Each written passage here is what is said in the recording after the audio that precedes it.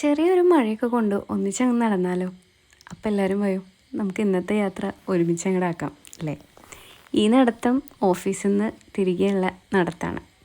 Medical കോളേജിൻ്റെ അവിടെ നിന്ന് ഒരുപാട് ദൂരമുണ്ട് എൻ്റെ വീട്ടിലേക്ക്, ഒരു 2 കിലോമീറ്റർ. അപ്പോൾ ദേ മെഡിക്കൽ കോളേജിൽ നിന്ന് ഇത്രയും ദൂരം വരെ എനിക്ക് ഒട്ടും ഇഷ്ടമില്ല. ഒറ്റയ്ക്ക് ഇത്രയും ദൂരം നടന്ന് വരിക എന്ന് പറയുന്നത് ഭയങ്കര ബോറടിയാണ് ഇവിടം വരെ. പക്ഷേ ഇവിടുന്ന് അങ്ങോട്ടുള്ള വ്യൂ ആരുമില്ലെങ്കിലും നമുക്ക് നന്നായി എൻജോയ് ചെയ്യാൻ പറ്റും. പക്ഷെ എന്തൊക്കെ പറഞ്ഞാലും കഴിഞ്ഞ മഴയിൽ എൻ്റെ കൂടെ ഒരുമിച്ച് നടക്കാൻ എൻ്റെ ഒരു കൂട്ടുകാരിയും കൂടി ഉണ്ടായിരുന്നു.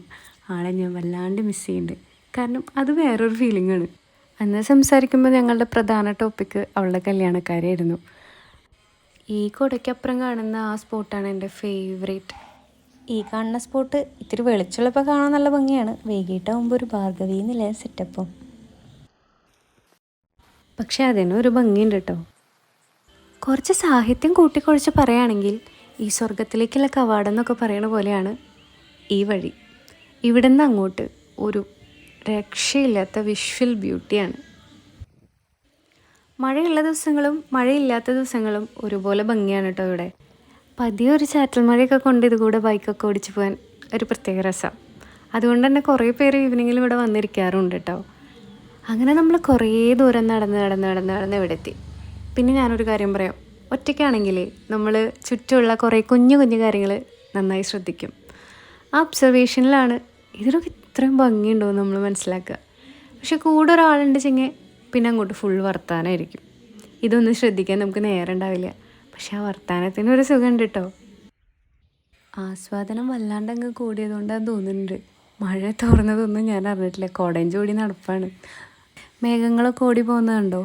പിന്നെ ഇവിടുന്ന് അങ്ങോട്ടുണ്ടല്ലോ നല്ല കിളികളുടെ ശബ്ദവും ചീവീടിൻ്റെ ശബ്ദവും പിന്നെ തവളകൾ കരയണതും. പിന്നെ അങ്ങ് ദൂരെ കണ്ടോ, ആ മല കോടശ്ശേരി മലയാണ്. ആ മലയുടെ മുകളിലായിട്ട് ഒരു ശിവപാർവതി ക്ഷേത്രം കൂടെ ഉണ്ട്. കാണാൻ നല്ല ഭംഗിയാണ്. ഇതാണ് നമ്മുടെ സ്വന്തം നാട്. ഈ ചെടി കണ്ടോ, ഇവിടെ നല്ല മണ, ഒരു മരമുല്ലയുടെ. അങ്ങനെ നമ്മൾ ഏകദേശം എത്താറായിട്ടോ.